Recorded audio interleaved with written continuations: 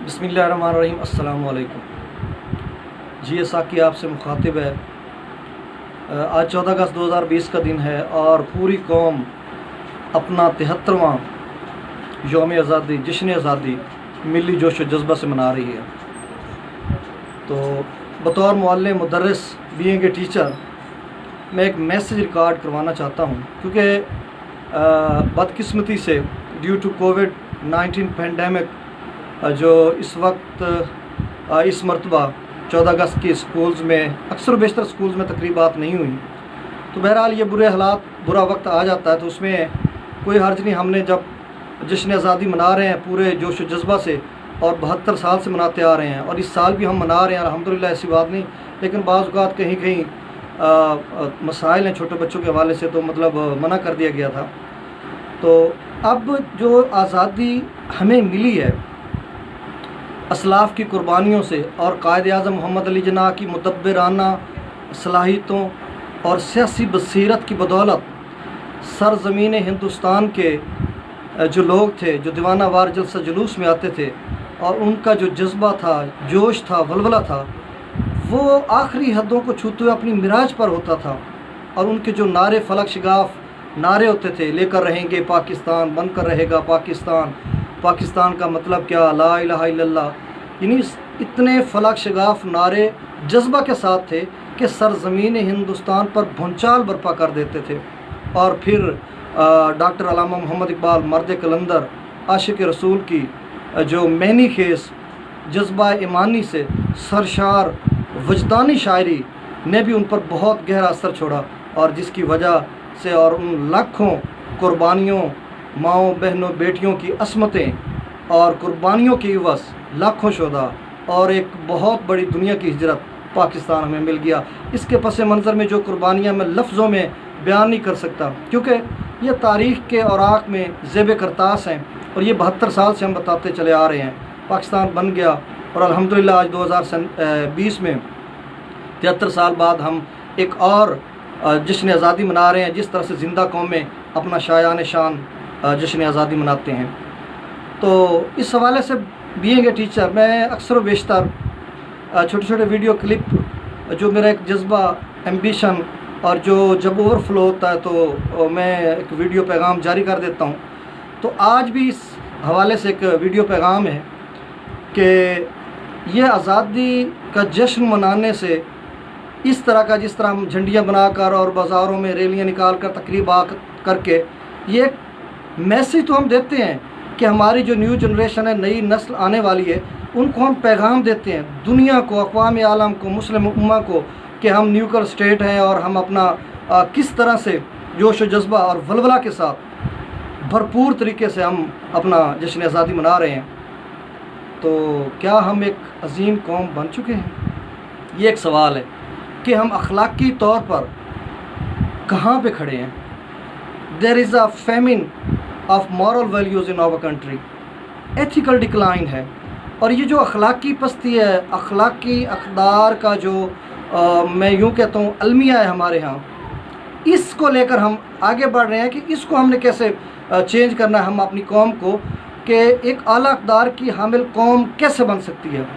तो चूँकि हम जो गवर्नमेंट मुलाजिम हैं, क्योंकि मैं एक बीइंग टीचर बात कर रहा हूँ, हमारे ऊपर एक हदूद व क़यूद का कदगन है कि हम अपने कोड ऑफ कंडक्ट का ख्याल रखते हुए मिसकंडक्ट नहीं करेंगे और ना ही सोशल मीडिया पे हम आएंगे। लेकिन चूँकि एक दर्द है, एक दुख है इस कौम का कि हम एक न्यू जनरेशन बिल्ड करने वाले हैं और करने जा रहे हैं, और हम एक आज़म लिए हुए, और आज़म क्या है, कम से कम मैं तो एक तालिब इल्म हूँ असातिज़ा कराम की तरफ से, एक उनका छोटा अदना सा खाकसार तालिब इल्म, असातिज़ा कराम के जूते उठाने वाला। तो मैं तो 2047 का विजन लेके आगे बढ़ रहा हूँ।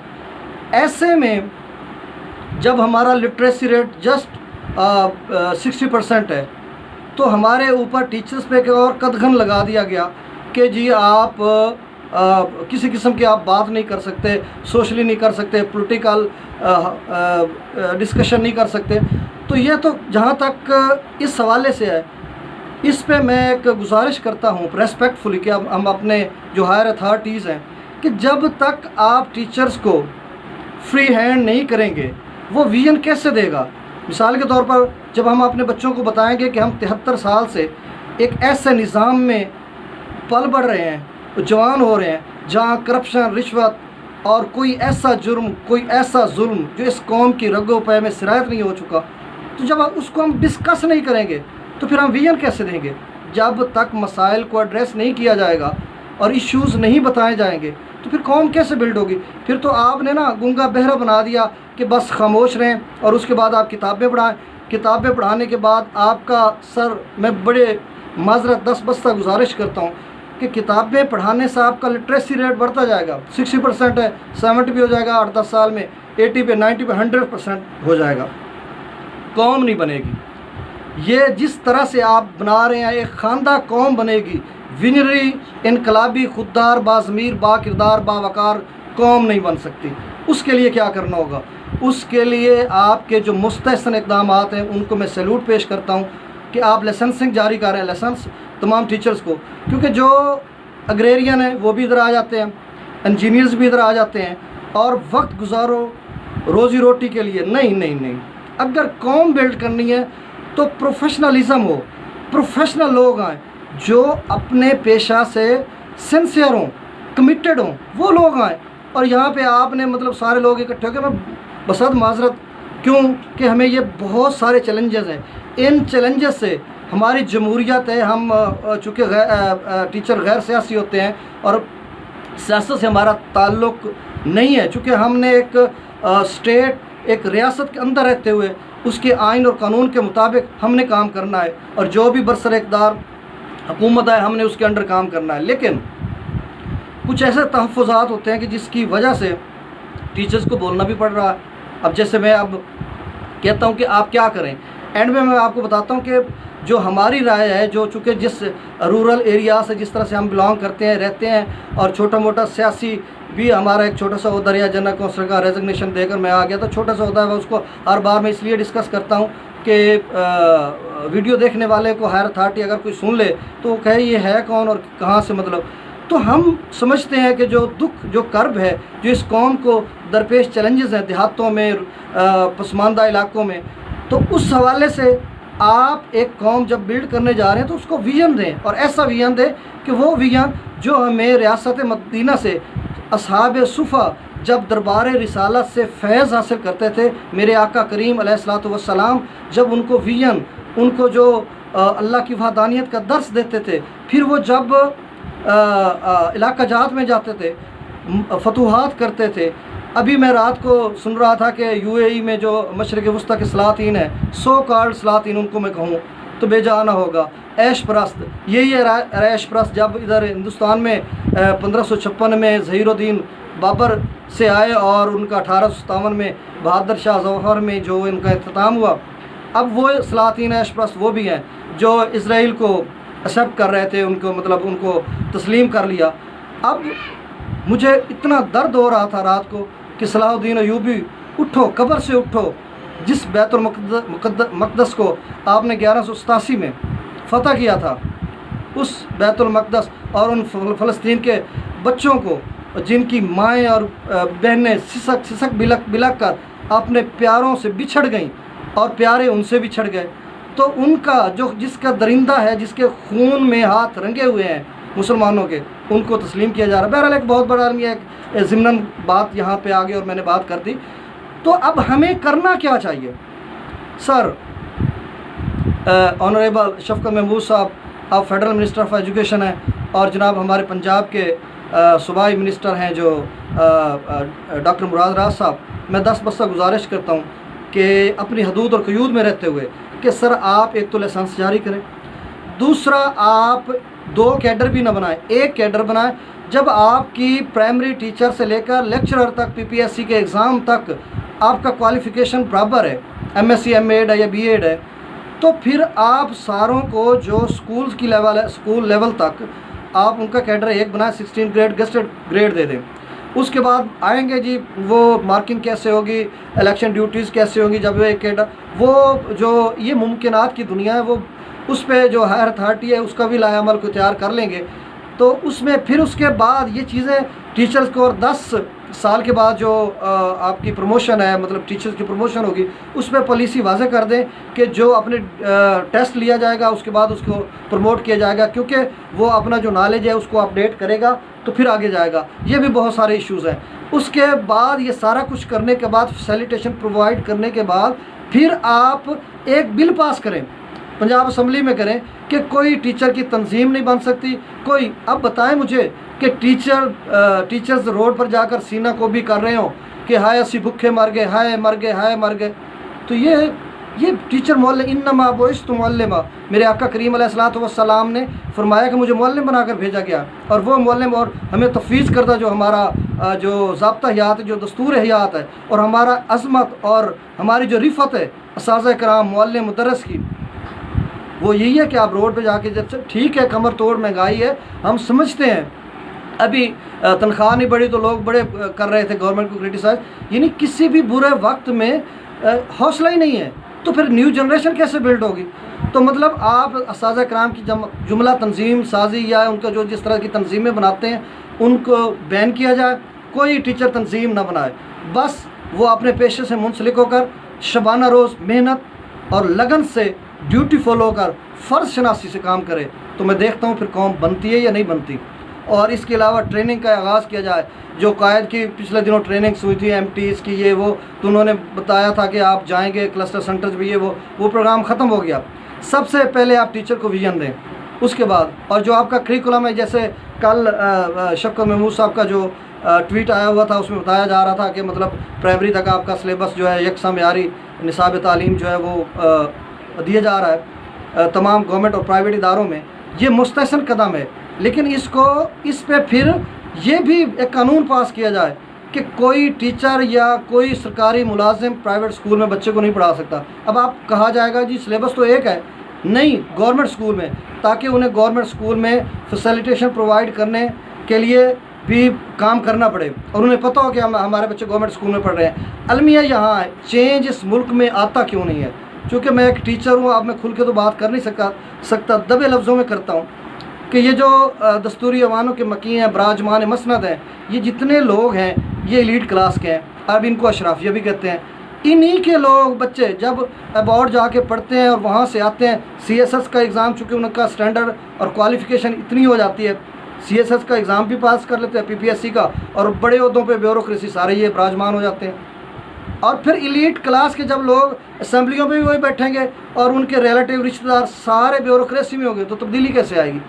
तब्दीली तब आएगी जब एक ग्रास रूट लेवल से गरीब का बच्चा जाएगा, उसे पता होगा, उससे रात के दुख का भी पता होगा और दिन के गम का भी पता होगा कि हमने किस तरह से अपना वक्त गुजारा है और किस तरह से पले बढ़े हैं, और जिन कच्ची झोंपड़ियों में, कच्चे घरोंदों में रहकर हमने तालीम हासिल की है, हमें पता है गरीब के दुख का, और वही दर्द महसूस करता है जिसे दर्द हो, महसूस वही करता है, किसी को क्या इल्म।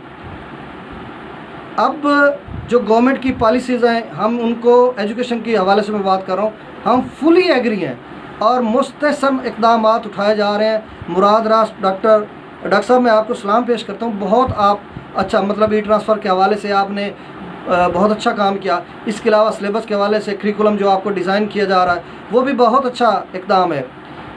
अब टीचर्स को एक कैडर दें, 16 गस्टेड टीचर का स्केल हो जाए, उसके बाद फिर आप तंजीम साजी ये टीचर्स की इधर उधर रोड पे सब कुछ बंद कर दें, बिल लाएं और एक कानून पास करें, कोई टीचर प्रोटेस्ट नहीं कर सकता, इधर उधर नहीं जा सकता।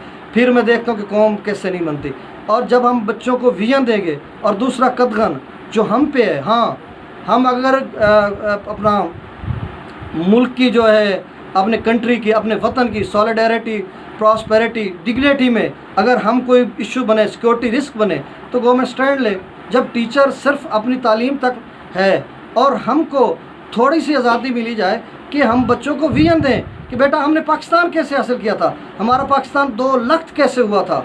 अब 2 लाख जब हम बताएंगे तो रीज़न तो सामने आएगा, अब नाम जब आएगा तो फिर शिकायत होगी।